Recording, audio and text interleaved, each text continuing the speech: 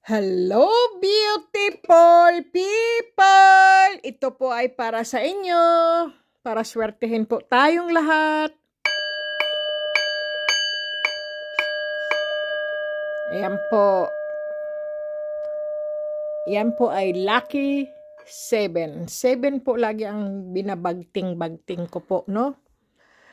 Beautiful people! Kamusta na po kayo?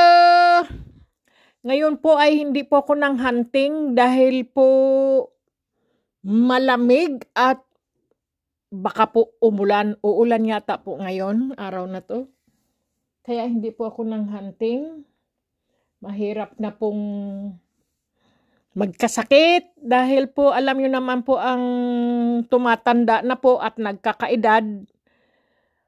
Maambunan ka lang, sinisipon ka na't inuubo at minamalat, nangangati ang lalamunan. Siyempre po, ingat-ingat din po tayo at lalo na beautiful people, ako po ay pagod sa trabaho rin po, no? Kasi ako po ay lagi pong nagtatrabaho. Tuwing Lunes lang po ang pre ko. Ngayon, gaya po ngayon. Pre ko po, no? Pahinga muna po ako. Kasi po, alam nyo naman po, kailangan din natin ng pahinga. Hindi dapat natin abusuhin ang ating katawan. Dahil ang ating katawan po ang ating puhunan sa ating buhay. Para humaba ang ating buhay, ingatan po ang ating sarili. Ang ating kalusugan. Iyan po yun, beautiful people. Kaya kumain ng wasto, matulog ng husto po. At lagi po maghugas ng kamay. Naku po, at siyempre po, lagi po tayong magdasal. Yan po, ang lagi pong nagdadasal, beautiful people, ay lapitin po ng swerte. Totoo po yun. Hindi po tayo nagdadasal na hingi lang tayo ng hingi, kundi nagdadasal tayo, humihingi tayo ng tawad, pasasalamat. Ganyan po ang pagdarasal, beautiful people. Hindi po kung ano-ano mga hinihingi natin tapos hindi tayo marunong magpasalamat po, no?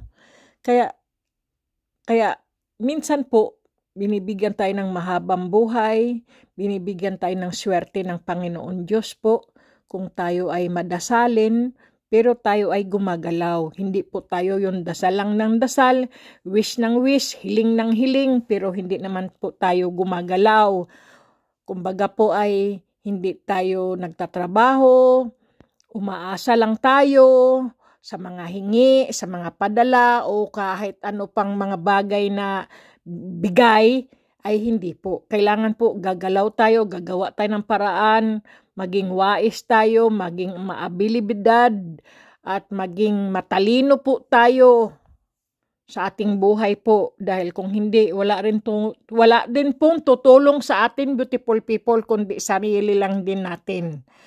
Totoo po yun. Kahit sabihin pa may pamilya tayo, may mga kaibigan tayo, ang tutulong lang din po sa atin ay ang ating sarili po. Kaya bago tayo tumulong sa iba, beautiful people, tulungan muna natin ang ating sarili. Totoo po yun. Pag tayo ay okay na at maganda na ang kalusugan, maganda ang ating buhay, saka natin sila tulungan. Isishare naman natin sa kanila ang ating swerte, ang ating dapat kayang gawin o dapat tulungan o sino mang humihingi, tayo ay makakatulong kung tayo po ay okay po ang ating sarili. Kasi po, kung hindi po tayo okay, ay wala pong mangyayari. Kung mayroon po tayong nararamdamang mga sakit, beautiful people, magpatingin po sa doktor. Kung iba po ang nararamdaman nyo at hindi po kaya ng doktor, beautiful people, nahandyan po ang mga espiritista, ang mga healing na mga espiritista po ba, mga tao na may kakayahan gamutin kayo kung ano man ang inyong mga nararamdamang sakit. Kumbaga po, mga abularyo po. Pero pumunta po kayo sa tunay na abularyo po, sa tunay na mga espiritista po. Hindi yung bago-baguhan lang po, mga nag-aaral po, baka mapaano po kayo. Kailangan po yung meron pong experience. Experience ba tawag nun? Yung po bang yung mga eksperto na po ba? Yung may kakayahan po talaga sila na magpagaling po sa inyo. Ganun po. Huwag po kayo pupunta sa ano lang po, no, yung walang kakayahan po, tapos subukan lang po kayo. Ganyan.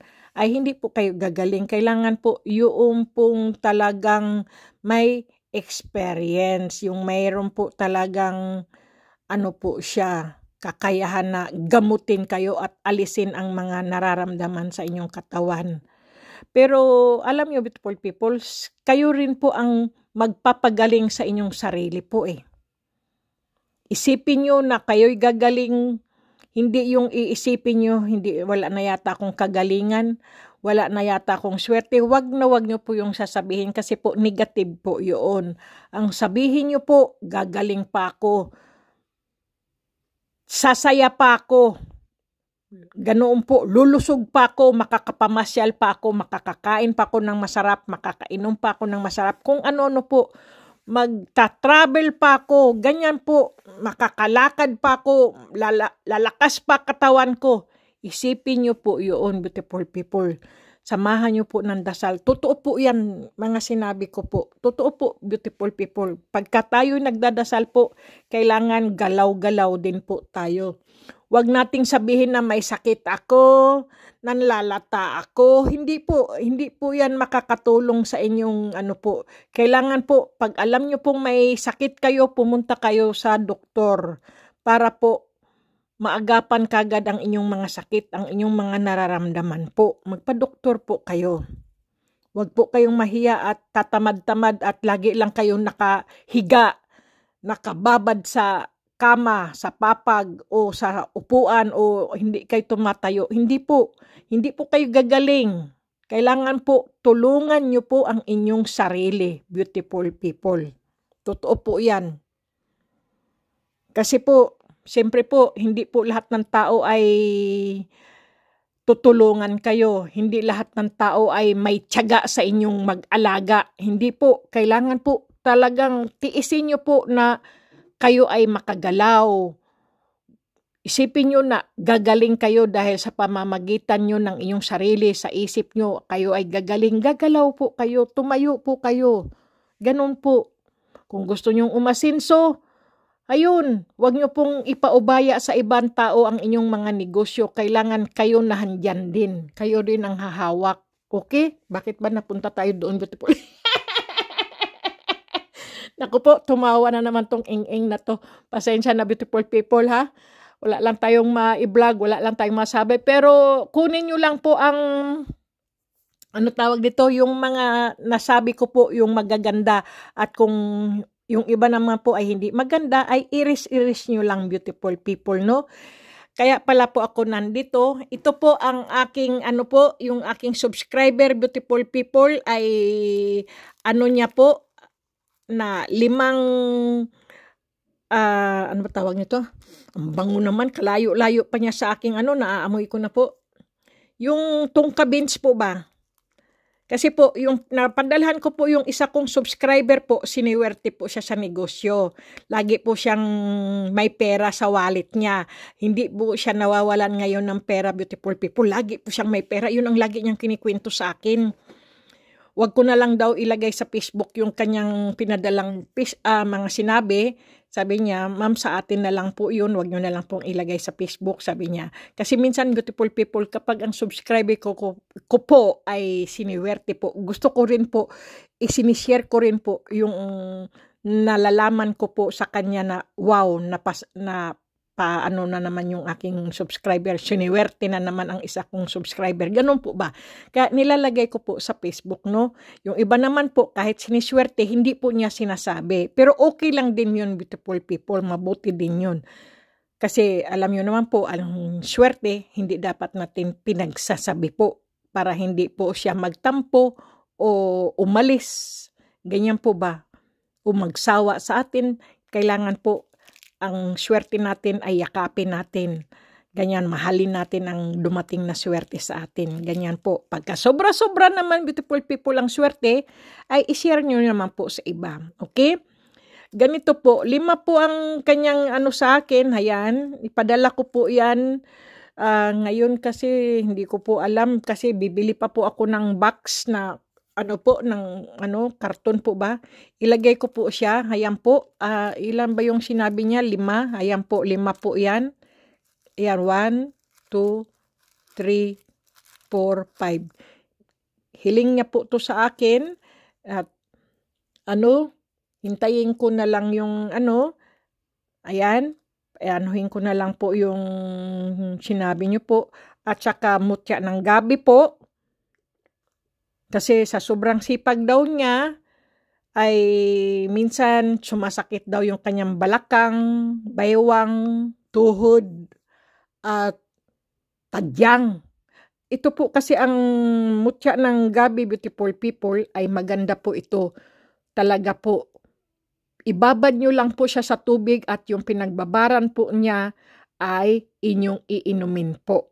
Yan po yun. Hinahanap niya po ang masakit sa inyong katawan po niyaan. Ito po yun. Yung masakit ang balikat. Ganyan po. Ito po yung mutya ng gabi. Ayan po yung tsaka trabungko. Ito po ang hiling niya. At mutya umo at mutya ng tubig po. Ayan po.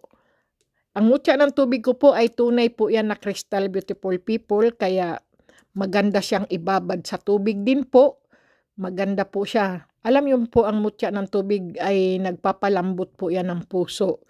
Nagiging mabait po ang isang tao pag napapainom niyo po siya ng mutya ng tubig po. Totoo po yun. Ayan po. Alam niyo naman po ang bato umo po, black umo po, ito po ay protection po yan. Kahit saan po yung mga taong masasama, mga may balak na masama sa inyo, protection din po to sa aksidente o mga kung ano-anong nangyayari sa paligid po. Yan din po, maganda din po ito. At ang mutya ng trabungko po, maganda din po to. May mga gabay po yan sila, beautiful people, no? Alam nyo naman po, swerte din po ang trabungko, lalo na po pag ito'y nilalagay at inaano po to sa saan ba yun? Kung minsan, beautiful people, ito po ay hindi umaano, pero minsan po sumisindi po yan. Kaya lang po sa paligid ko po ngayon ay sobrang lamig po ngayon ng panahon po. Pagka malamig po sila ay kakaiba rin po yan sila. Pero umaano din po yan sila, sumisindi rin po yan. Ay, nako po, tingnan mo, hindi na nasaan na yun? Ayaw niyang magpakita, ayaw niya Ayan. Nag-aano rin po yan sila, nag-aapoy din po yan sila, beautiful people. Hindi po siya nag-aapoy yan, yung mapasok kayo, kundi umiilaw lang po ba yan sila. Iano lang po natin sa mga po, no? Sa ngayon po ay hindi siya yung minsan po umaapoy po ito, beautiful people. Hindi pa umaapoy yung basta may po siya, kakaiba, may araw po siyang umaano siya. Kaya lang po tad po kasi ako ng mga ilaw ngayon, kaya hindi. Pero pag sa araw po yan at saka wala po kasing araw ngayon, madilim po ngayon dahil uulan yata. Kaya po yan, beautiful people, no? Totoo po yan. Mga subok na po yan sila, beautiful people. Ngayon po, babalutin ko pa po yan sila at ilalagay ko po sa sa box. Baka ako'y makalabas yata ngayon na. Yan po. Okay, beautiful people. Ayan po ang inyong ni-wish sa akin. Alam nyo na po kung sino po kayo. Ito po yung sinabi nyo po sa akin. Ayan po. Okay? Ano ba yan? Parang may mga rito Anong gusto nyo ba, ha? Yung mga nakuha ko pong mga nahunting ko po ay nandoon pa rin po sa blue na ko po. Sa blue na backpack po ba? Hindi ko pa po nabubuksan. Paano po? Nung nanghunting po ako ay sunod-sunod, beautiful people. Pagod na pagod po ako. Nilalagay ko lang po doon sa aking kusina po. Hindi ko pa po sila na huhugasan o nalilinis po, no? Maano pa rin po yun ng tubig at saka ng putik. mabuhangin o kung ano po. Ito po ay dito ko muna po sila inaano. Kasi po wala na po, punong-puno na po, beautiful people eh. Siyempre, hindi ko po pwedeng alisin ang aking mga anghel po kasi alam niyo po, ang mga anghel de la guardia ko po yan eh. Okay, beautiful people, hayan po ang inyong hiniling po. Ayan, padala ko po yan siguro, beautiful people. Basta po pag may time po ako, may araw akong pero hindi ko pa po alam ngayong Lunes. Ngayong araw po ba? Siguro po sa isang Lunes na lang po ipadala ko po, no? Ayan, beautiful people, okay? Alam niyo naman po, ang mga healing stone po ay maganda po yan. Kung kayo po ay naniniwala 100%. Kung hindi naman po, ay wala tayong magagawa, beautiful people, no?